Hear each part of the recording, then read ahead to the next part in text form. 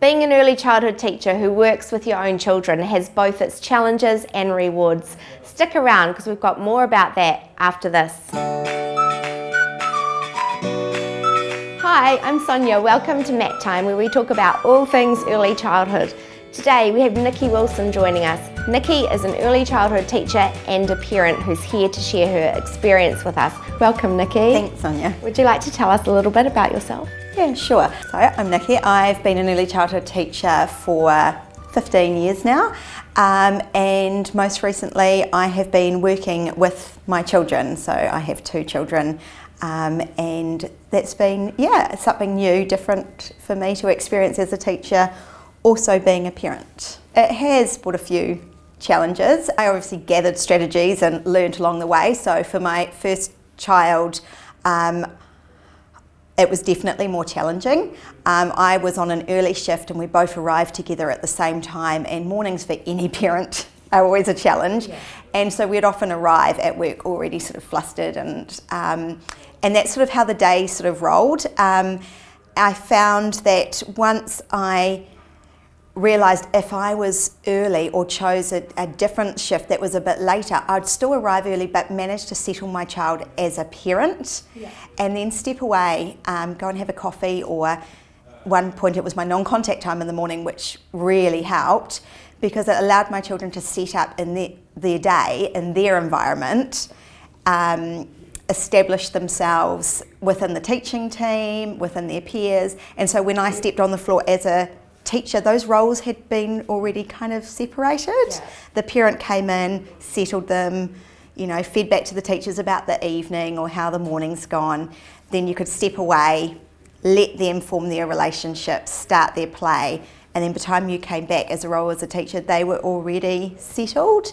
That made a huge difference. Nikki, one thing I think people would find really interesting is how you work with your child when they're involved in conflict with other children. Like, do you find that hard to step in, or do you have strategies to allow other teachers to step in? What do you do? Naturally that is a really challenging one, and one that's challenging from both sides. Obviously as a teacher, being worried about what the mother might be thinking and watching, and especially when the mother is a teacher. So naturally you probably think they'll be thinking about, are they using the right strategies and are they being fair on my child and things like that. So I guess that having those really strong relationships with your teachers and the trust and the professional behaviours is probably the most vital thing, and it's probably hardest mostly for the child as well, because no child likes to be in trouble, and often they want to be comforted by their mother if they've been upset. But it's really important that you actually step away, and unless you were dealing with it and saw the incident,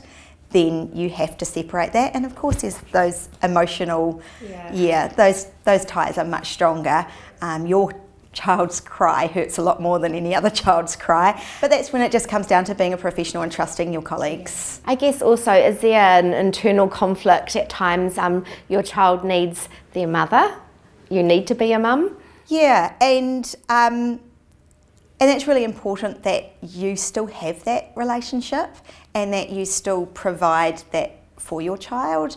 There was a period where the manager had to talk to me about being mindful that I'm not actually pushing my own children away, that they're just like any other child, and if they're coming to you just needing a bit more uffy and just wanting some cuddles and affection, you would give that to any child, and as a mother they may need that even more, and to sit on the couch giving them a cuddle, if that's what they need.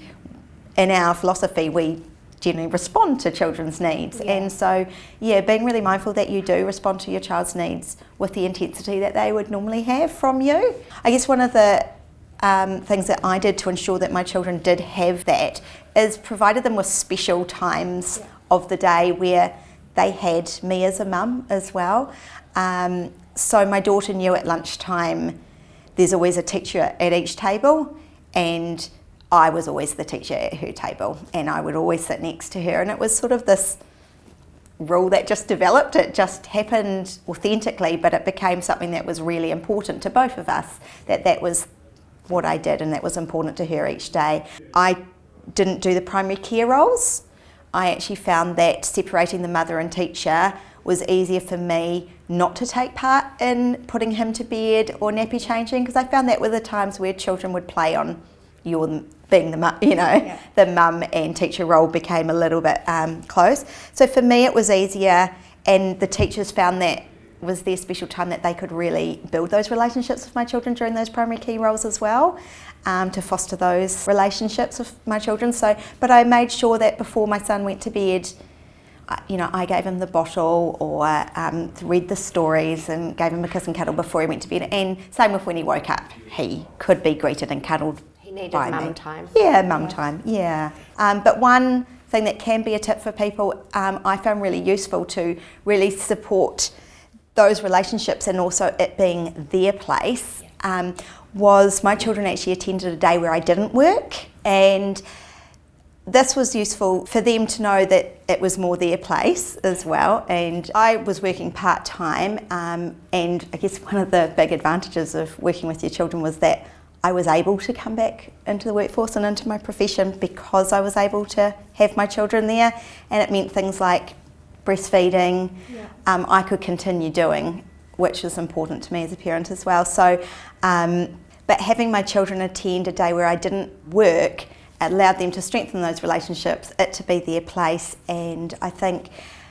especially when I was on maternity leave for my son, that was very, very much his place. And then I guess there was another transition when I came back. But I think by that stage they develop those relationships, and often they're really too busy and mum's a bit boring.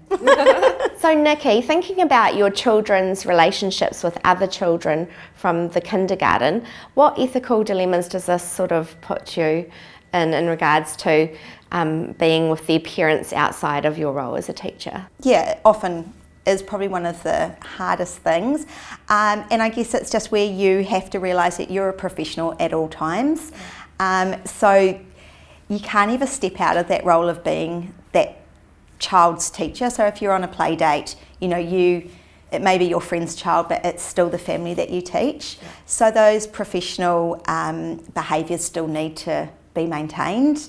Obviously there's ethics around social media, posting photos of the children.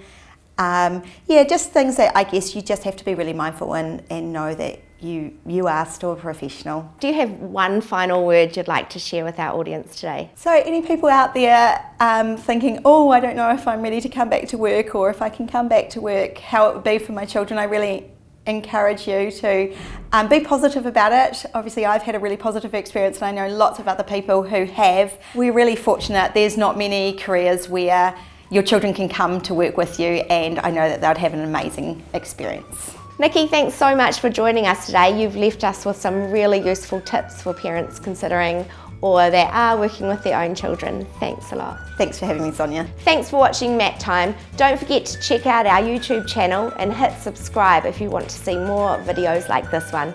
See you.